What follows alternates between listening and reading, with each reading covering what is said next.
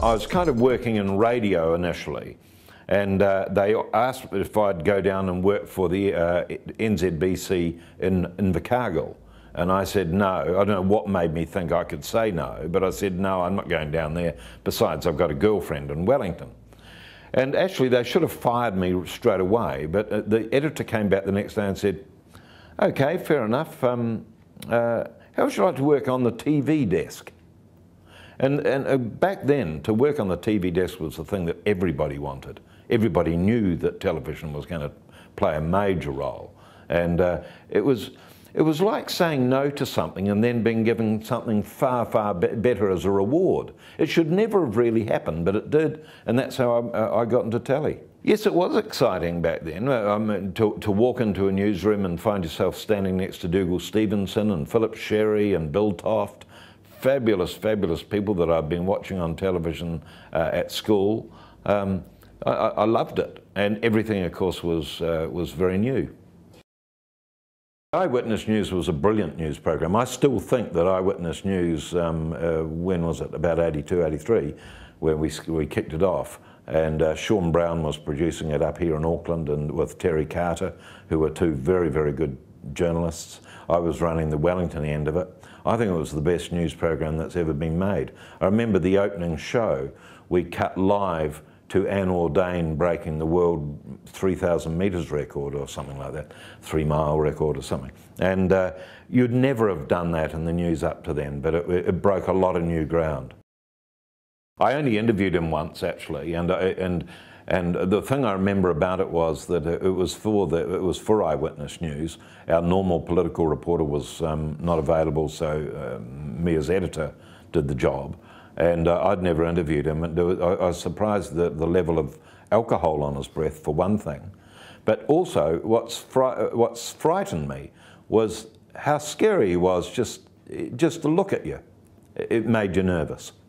He'd had an extraordinary ability to put the fear of God in without saying a word to you, you know. And because I was not the political reporter, I wasn't altogether sure of my facts, so I played it fairly straight that night, I'll tell you. When I look back on it now, it was such an amateurish sort of a show. It looked at new products that were coming on into New Zealand and ingenuity among New Zealanders. But we never tested things, you know. We invited people to send in products or write us a letter if they thought that there was something good going on in their factory. And we'd just go out there and film it. If it looked reasonably interesting, we'd go and film it. But there was no sort of testing to see whether it did actually work when it went out onto the market. We never went back there the following year and to find out whether it was great as the manufacturer said it was. So it was, that, again, another era. You'd never get away with a show like that now. I was in the TV1 Club bar one night, and somebody, Diane Gilliam-Knight, who was the executive producer of Fair Go, walked up to me, tapped me on the shoulder and said, "Kev, would you be interested in working on Fair Go next year? Hugo Manson's leaving." And I said, "Yeah, I'd love to." She said, "Right." That was it. You know, no HR people, I didn't have to do any psychometric tests. There was no interview at all in front of a whole bunch of people. It just happened like that. A tap on the shoulder in the bar.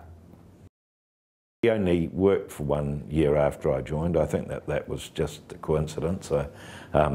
Although we had some quite good Barneys actually during that year. Brian was giving up smoking, I remember, which made him even more irascible than he usually is. But it was fabulous actually, and in fairness to Brian, he was a wonderfully encouraging person. I remember him taking me aside one day, because when you join a show like that, if stories fall over, you're very, very self-conscious about it. It's hard to keep your spirits up. And I remember Brian taking me aside in the bar one night and saying, "Kev, the show's going really well with you." He said, "You've been a fantastic addition to the show." I've always thanked him for that support at that time. It was exciting, and I managed to slowly get over my nerves on the live show, and it was fabulous to have an audience. That helped a lot. It was a slightly elderly audience, and frequently they'd turn up half pissed.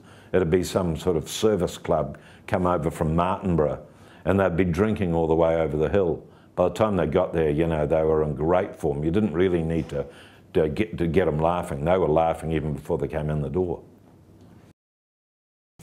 What I remember most are some of the big stories. One of the areas that I got into was negotiating big conclusions to complaints involving a lot of dough, and mainly insurance and banks. And I suppose over the years I probably got millions of dollars, literally millions of dollars for people in some very big settlements, you know, around the $200,000–300,000 mark. And we started getting quite a lot of them. In fact, insurance companies started ringing me up at one point to get my advice on whether they should pay it on stuff, which was always good and amusing. People would write in and say, Kevin, look, I've lost track of my grandmother. She's lived somewhere overseas. Is there any way your researchers could track her down for me?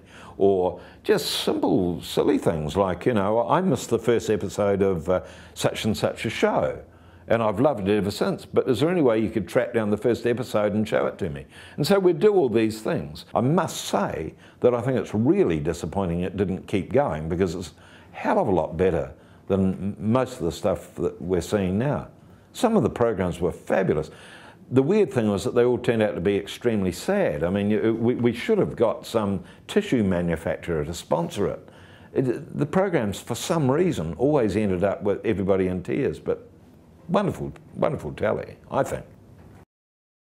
You see, I'm 61 years old now. You've got to be really careful, because there's no doubt that when you get to around 60, you start to find change more and more difficult.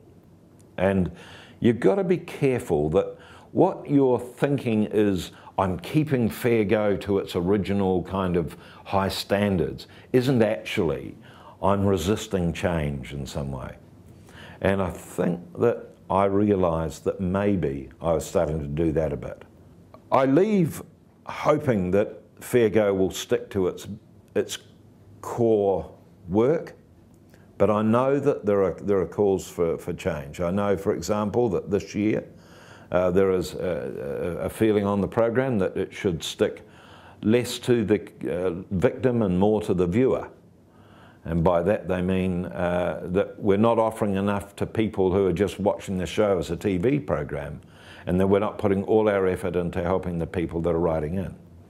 Now, might have trouble with this, but I guess the ratings were slowly going down, as they were for all of TV1's programs. I don't know quite why they picked on Fair Go in that situation. Our ratings weren't dropping as fast as some other shows, I don't think. But maybe they're right, and maybe that's what young people want out of Fair Go.